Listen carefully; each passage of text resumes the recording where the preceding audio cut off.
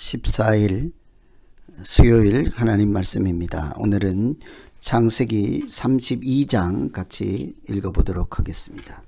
32장은 야곱이 외삼촌 집인 라반 집에 이렇게 도피 망명 생활을 하다가 이제 아버지 이삭의 집인 브엘세바로 다시 돌아가는 과정에서 있었던 일을 다루는 말씀이죠.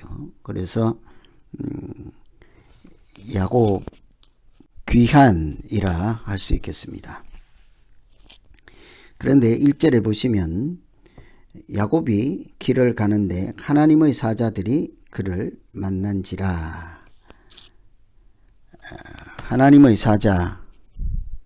하나님의 사자들이 야곱을 만나는 것은 앞에 31장과도 생각해 볼 필요가 있겠죠. 라반의 집에서 다시 이렇게 도망치듯 나왔습니다. 마치 에서를 피해서 라반의 집으로 도망을 갔다가 이제는 또다시 라반을 피해서 다시 또 고향으로 도망가는 도망자 신세 같은 꼴이 됐잖아요. 그럴 때 하나님께서 하나님의 사자를 보내시고 야곱을 만나 주셨다. 어쩌면 야곱이 고향으로 돌아가는 과정 가운데 필수 사항이죠. 하나님의 은혜가 아니면 이 야곱이 고향으로 제대로 돌아갈 수도 없는 그런 차원이라고 할까요? 고향으로 돌아가는 과정 자체가 이 야곱이 당연히 있어야 되는 자리로 돌아가는 것이 하나님의 은혜요, 하나님의 인도하심으로 이루어지고 있다 하는 것을 생각해 볼 수 있겠지요. 자기 목숨을 구하기 위해서 형 에서를 피해서 갔다가 이제 라반의 집에서 이렇게 얘기도 없이 도망자처럼 뛰쳐나와서 고향으로 가는 이런 모든 과정 가운데 사실은 하나님의 섭리와 인도하심이 있지요. 처음부터 야곱은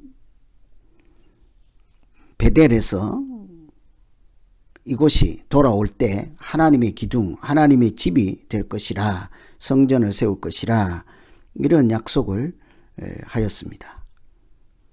또 뿐만 아니라 라반의 집에서 고향으로 돌아갈 때 20년이라는 세월이 지난 다음 하나님께서 그를 돌아가라 말씀하셨습니다. 그러니 이 돌아가는 과정에 하나님이 개입하시고 지키시고 하는 것은 마땅하겠죠. 2절에 보시면 야곱이 그들을 볼 때 이르기를 하나님의 군대라고 했습니다. 하나님의 군대, 마하나임.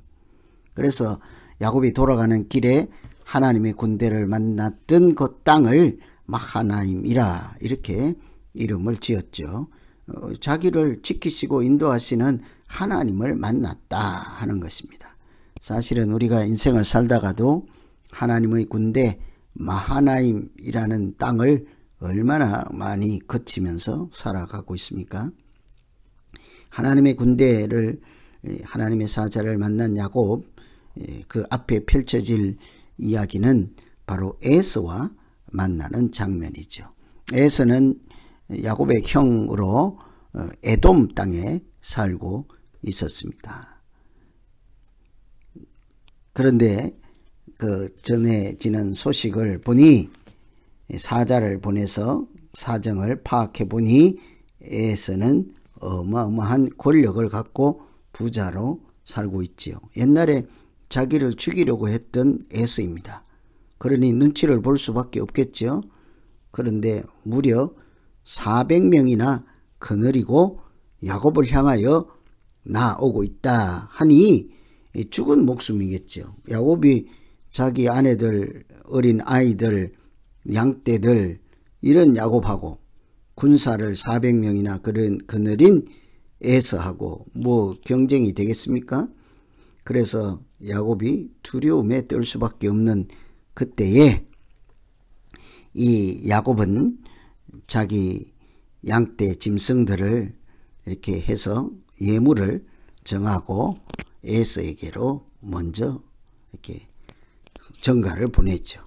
내가 형님의 은혜를 받기를 원합니다. 이렇게 받아달라는 거죠. 용서해달라는 거겠죠. 잘 지내겠다는 것이겠죠. 그러나 이건 야곱의 생각입니다. 에서는 과거에 야곱을 죽이려고 할 만큼 이렇게 속임수를 당했던 피해를 본 사람이죠. 그래서 이 야곱을 어떻게 지금 현재 세월이 지났지만 20년 흐른 다음에 그냥 없던 일로 합시다, 이렇게 될 수 있을까? 모를 일입니다. 아무리 세월이 지나도 용서하지 못하면서 사는 사람들이 얼마나 많습니까? 그래서 이 야곱은 두려움에 떨 수밖에 없어서 이렇게 하나님께 기도하기를 내 형 손에, 에서의 손에서 나를 건져내 주십시오 하며 기도할 수밖에 없는 형편이 된 거죠. 그리고는 하나님께 도움을 청하면서도 또 자기 재산, 가족, 가솔들을 이렇게 때를 나누어서 이렇게 한쪽을 치면 다른 쪽은 도망가겠다, 이런 생각을, 인간적인 생각을 하면서 형을 맞이할 이렇게 계획을 세웠던 것입니다. 옛날에 아무리 하나님께서 야곱으로 후손이 모래알같이 많게 해줄 것이라 하셨다 할지라도 그 언약보다 지금 현재 당장 눈앞에 펼쳐지는 장면 앞에서 연약한 모습을 보일 수밖에 없겠죠. 그래서 야곱은 형을 위해서 예물을 보내고 사람 인간적인 생각으로 양떼들, 짐승의 떼를 둘로 나누고 또 종들을 앞서 보내고 이렇게 자기의 안전을 살피면서 지금 에서를 향하여 나아가고 있는 것을 볼 수가 있지요. 그러면서 그 야곱은 에서를 주라고 부르고 있습니다. 주인이라고 부르죠. 높여 부르면서 그 에서로부터 화를 당하지 않을 그런 생각을 하고 있습니다. 종들을 보내서도 뒤에 야곱이 온다는 사실을 먼저 이렇게 통보를, 전가를 보내므로 안전을 확인하는 아주 신중한 태도를 볼 수가 있지요. 그래서 11 아들과 아내들과 이렇게 야복강 나루에서 먼저 보내고 자기는 혼자 남았다 하는 것이 오늘 말씀의 중간에 해당되는 내용입니다. 참 도망칠 때는 쉬웠지만 다시 돌아가는 과정이 쉽지 않다는 것을 미루어 짐작할 수가 있습니다. 세월이 지났지만 다시 또 한 번 고비를 만나게 된 것이죠. 그래서 이 야곱이 에서를 무사히 잘 이렇게 다시 만나서 아무 문제 없이 살아갈 수 있을까, 이런 이렇게 걱정이 있었던 것입니다. 그래서 차마 자기 자신은 그 강을 건너지 못하고 다시 이렇게 신중한 태도로 그곳에 혼자 남아 있을 때 야곱은 어떤 사람과 혼자서 씨름을 하게 되었더라. 처음에 하나님의 사자들이 만나서 하나님의 군대를 만났다 했었는데 이제는 어떤 사람과 씨름을 했다. 그런데 그 어떤 사람이 야곱을 이기지 못함을 보고 야곱의 허벅지 관절을 치매, 관절이 어긋났더라. 그런데도 거기에 보면 야곱이 오히려 이겼다고 하지 않습니까? 그래서 우리가 이것은 단순한 씨름, 물리적인 차원에서는 야곱이 허벅지 관절이 이탈하고 이렇게 제대로 걷지도 못했으니까 사실은 물리적으로 야곱이 진 싸움이죠. 그런데 그 어떤 사람은 야곱을 이기지 못함을 보고 관절을 쳤다. 그만큼 야곱이 집요했죠. 자기 고집도 있었고 자기 뜻을 굽히지 아니하고 자기 계획을 내려놓지 아니하고 아직 야곱 자신이라는 존재가 살아있다는 얘기겠죠. 그래서 이 허벅지 관절을 이렇게 어긋나게 하고 날이 셀 무렵 야곱에게 말하기를, 야곱이 그 어떤 사람, 하나님의 사자겠죠. 내게 축복하지 아니하면 가게 하지 않겠다, 놓지 않겠다, 이런 얘기를 할 때 그 순간 하나님의 사자 어떤 사람은 야곱이라 하지 말고 이제 이스라엘이라 불러라 하죠. 이 하나님과 씨름하여 이겼다 해서 이름을 야곱이라 하지 않고 이스라엘이라 부르게 되었다. 자세한 내용을 가지고 졌는데 왜 이겼다고 할까? 어떻게 사람이, 어떤 사람, 하나님의 사자, 이렇게 허벅지 관절이 이탈했는데도 이겼다고 할까? 이런 내용을 궁금하거나 따져보지 않더라도 제일 중요한 포인트는 야곱이 이제는 다시 야곱이 아니라 이스라엘이라는 존재로 자기 정체성에 변화가 생겼다 하는 것이죠. 돌아가는 과정 가운데, 라반의 집에서 고향으로 돌아가는 과정, 20년이 지나서 하나님께서 그를 고향으로 돌려보내는 그런 과정 가운데 마치 광야와 같은 곳에서 하나님의 군대를 만났을 뿐만 아니라 하나님의 사자와 씨름을 해서 그 자기 존재가 누구인지를 확인하고 재발견하는 그런 시간이라 할 수 있겠죠. 야곱은 과거에 속임수로 살았던 사람이었습니다. 근데 이스라엘은 하나님의 사람으로 거듭나는 순간이라 하겠습니다. 이제 이 이스라엘이라는 것이 우리가 보통 나라 이름 이스라엘, 민족 이스라엘, 이렇게 그렇게 공동체에 적용해서 또 장소에 적용해서도 사용하지만, 이곳에서 야곱 한 사람을 이스라엘이라고 새로운 이름을 받게 되었잖아요. 근데 하나님과 겨루어 이겼다.